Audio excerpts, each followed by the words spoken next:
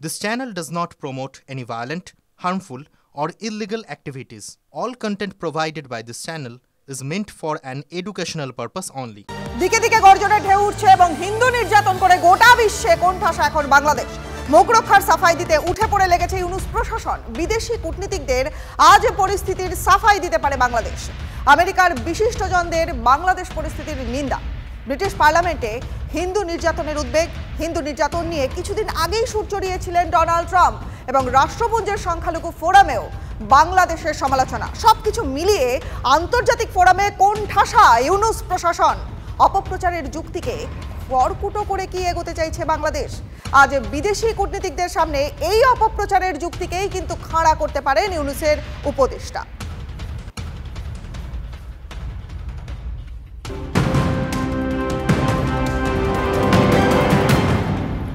গতকাল বাংলাদেশে ভারতের বাসের ওপর হামলা, ত্রিপুরা থেকে কলকাতা যাওয়ার পথে বাংলাদেশের ব্রাহ্মণবেড়িয়ায় আক্রান্ত ভারতীয় বাস। ঘটনার কড়া নিন্দা ত্রিপুরার মুখ্যমন্ত্রী মানিক সাহার। এই ধরনের ঘটনা বন্ধ না হলে কড়া ব্যবস্থার হুঁশিয়ারি। বিএসএফ এবং ডিজিপির সঙ্গে কড়া নজরদারি নিয়েও আলোচনা করেছে ত্রিপুরা প্রশাসন। বাসটি বিশ্ব রোডের এক পাশ ধরেই যাচ্ছিল। হঠাৎ ইচ্ছে করেই দুর্ঘটনার কবলে ফেলার জন্য বাসটিকে ধাক্কা দেয় একটি পণ্যবাহী ট্রাক। এরপরে নিয়ন্ত্রণ হারিয়ে বাসটি একটি অটোকে ধাক্কা দেয়। স্থানীয় বাসিন্দারা বাসটি ঘিরে ফেলেন।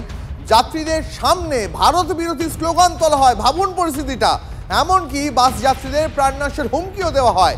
গোটা ঘটনায় তীব্র আতঙ্ক ছড়িয়ে পড়ে বাসের ভিতরে থাকা যাত্রীদের মধ্যে। সানডে হইয়া মানডে, রোজ খাও আন্ডে, কিন্তু ডিম কিনতে গিয়েও কিন্তু এবার হাতে ছাকা লাগার জোগাড়। আলু পেঁয়াজের পর এবার ডিম কিনতে সমস্যা।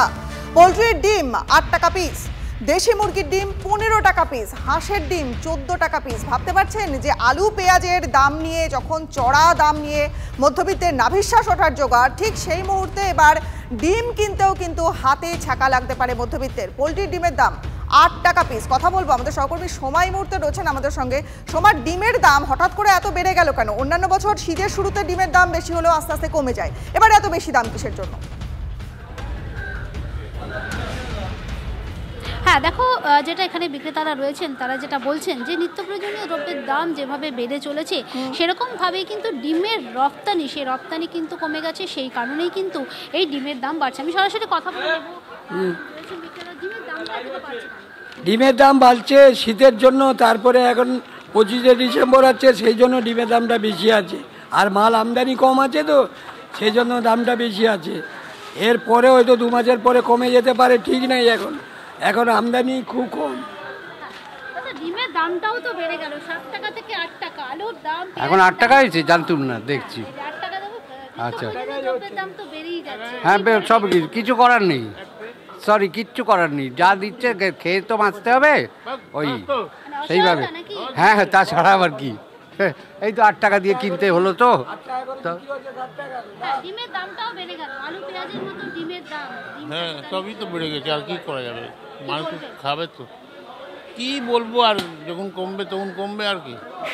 মানে মেনে নিতে হচ্ছে, মেনে নিতে বাধ্য হচ্ছে। কি করব, খেতে তো হবে।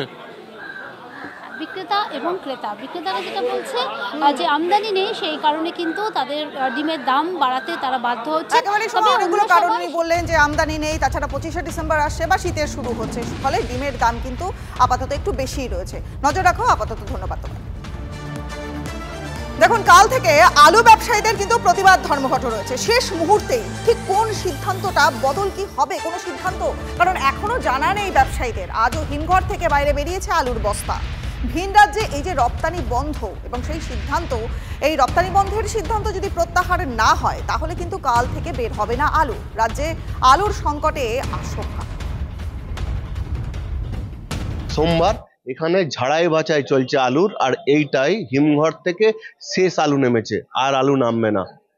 ব্যবসায়ীরা চাইছে রাজ্য সরকার ভেবে দেখুক, তাদের সিদ্ধান্ত পুনর্বিবেচনা করুক। তারা চাইছে বর্ডার খুলে দিক, তাদের এই আলুগুলি রাজ্যের বাইরে যাক। মঙ্গলবার থেকে আমাদের অনির্দিষ্টকালের জন্য ধর্মঘটের সিদ্ধান্ত নেওয়া হয়েছে।